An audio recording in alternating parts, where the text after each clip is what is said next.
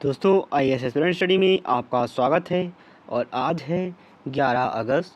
11 अगस्त के जितने भी इम्पोर्टेंट करंट अफेयर्स हैं वो हम आज इस वीडियो में डिस्कस करेंगे। तो पहला क्वेश्चन है, man who became the man who became cinema, Dilip Kumar किताब किसने लिखी है? तो ये बुक के नाम पूछ रहे हैं, बुक के नाम एग्ज़ाम्स में बहुत आते हैं, तो इस क्वेश्चन को भी ध्यान से देखेंगे। Who wrote the man who became cinema, Dilip Kumar.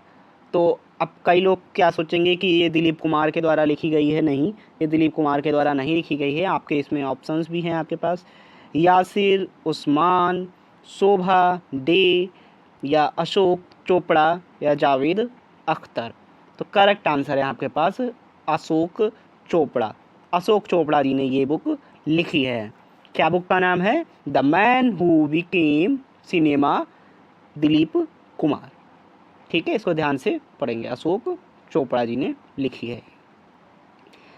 Next है दोस्तों, who has appointed as the new chairman of broadcast audience research council, यानी कि BARC, broadcast audience research council India के नए अध्यक्ष के रूप में किसे नियुक्त किया गया है?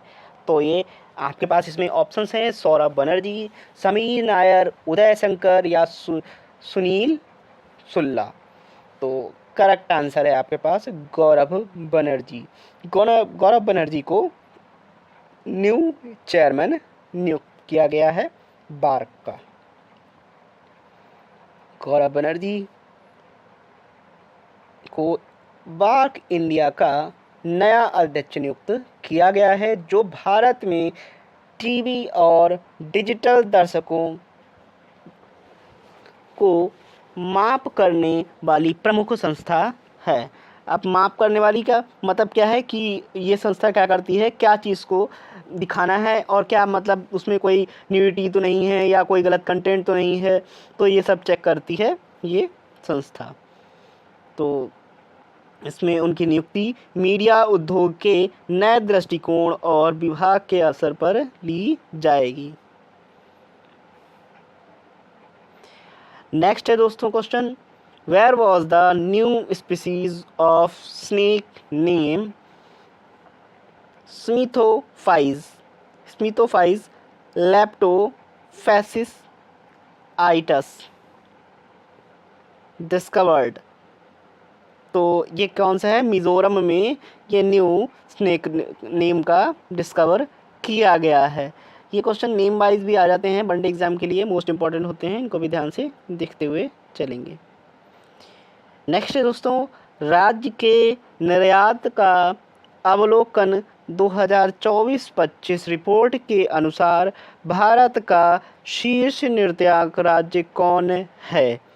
According to the state expert overview 2024 से 25, the report which is India's top exporting state. तो यह है गुजरात, महाराष्ट्र, तमिलनाडु, या Punjab. So the correct answer would be Gujarat. Gujarat क्या है?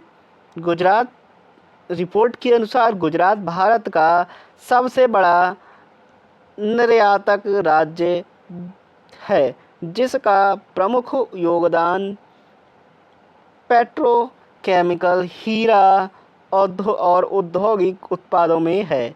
यह राज्य की मजबूती, औद्योगिक नीति और पोर्ट सुविधाओं का परिणाम है। नेक्स्ट है दोस्तों, भारत की अनु रानी ने पोलैंड में अंतर्राष्ट्रीय विस्लाव मनियाक मेमोरियल में महिलाओं की भाला फेंक स्पर्धा में कौन सा पदक जीता है? Which medal did India's Anu Rani win in the women's javelin throw event at the international विस्क्वामेनिक मेमोरियल इन द पोलैंड? तो ये कौन सा पदक जीता है? गोल्ड मेडल, स्वर्ण पदक जीता है।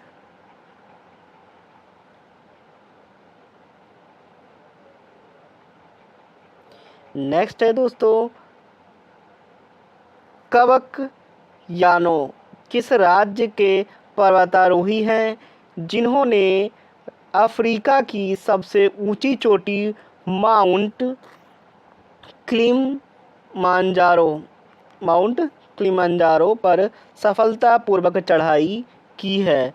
From which state is the mountaineer कवक यानो who successfully climb the mount Kilimanjaro the highest peak of Africa? तो ये कहाँ के हैं? अरुणाचल प्रदेश के हैं। अरुणाचल प्रदेश के, जिन्होंने कितना हो जाए 5895 मीटर ऊंची माउंट पर चढ़ाई की है। नेक्स्ट है दोस्तों, क्षमता निर्णय आयोग का अध्यक्ष किसे नियुक्त किया गया है? Who has been appointed as the chairman of capacity building commission? Capacity building commission में क्या है? तो इसमें ऑप्शंस हैं आपके पास, अजय भल्ला, राजीव गौबा या सुनील अरोड़ा या S Radha Chauhan. So the correct answer would be S Radha Chauhan. S Radha Chauhan को क्षमता निर्माण आयोग का अध्यक्ष नियुक्त किया गया है, जो सरकारी सेवाओं में दक्षता प्रशिक्षण सुधारने के लिए कार्य करता है।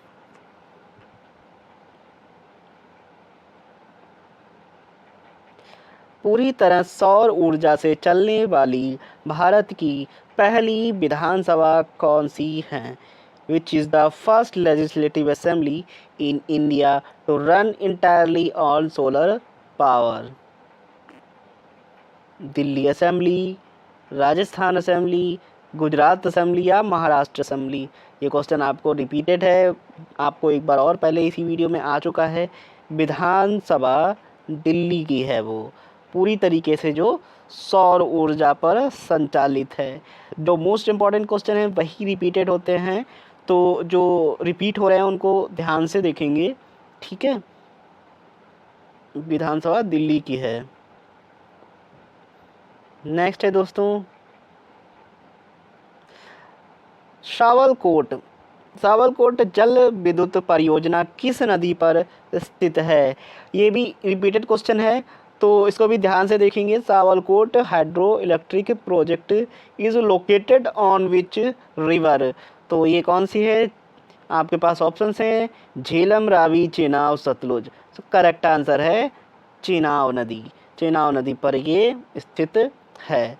सावलकोट जल विद्युत परियोजना जम्मू एंड कश्मीर में चेनाब नदी पर स्थित है।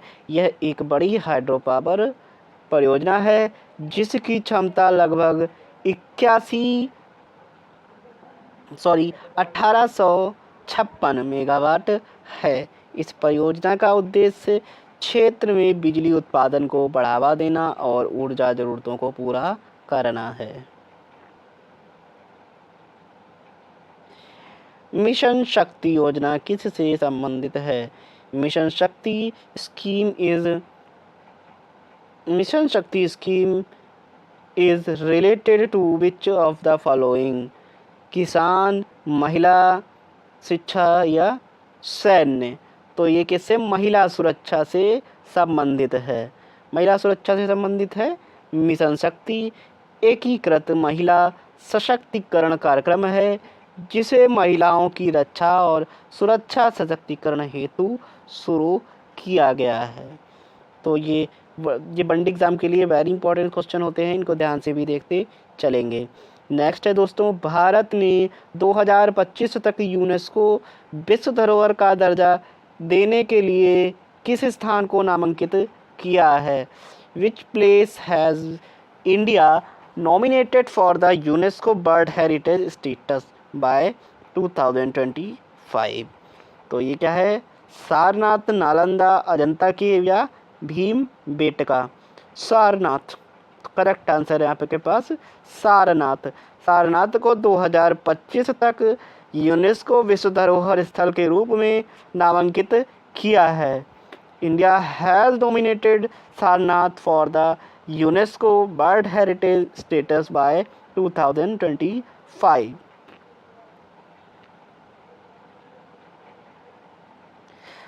अब दोस्तों आज का क्वेश्चन ऑफ द डे है, भारत की सबसे बड़ी मीठे पानी की झील कौन सी है?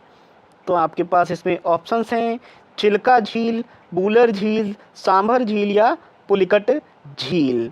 तो इसका आपको क्या करना है, कमेंट में आंसर लिखना है कौन सी झील है भारत के मीठे पानी की झील। तो दोस्तों कमेंट में आप इसको लिख देना। चलिए लास्ट में अगर जिन लोगों ने चैनल को सब्सक्राइब नहीं किया है वो चैनल को सब्सक्राइब जरूर कर लीजिएगा और बेल आइकन को भी दबा लीजिएगा, जिससे कि लेटेस्ट वीडियो टाइम रहते हैं आप तक पहुंच सके। चलिए दोस्तों, थैंक यू सो मच। जय हिंद।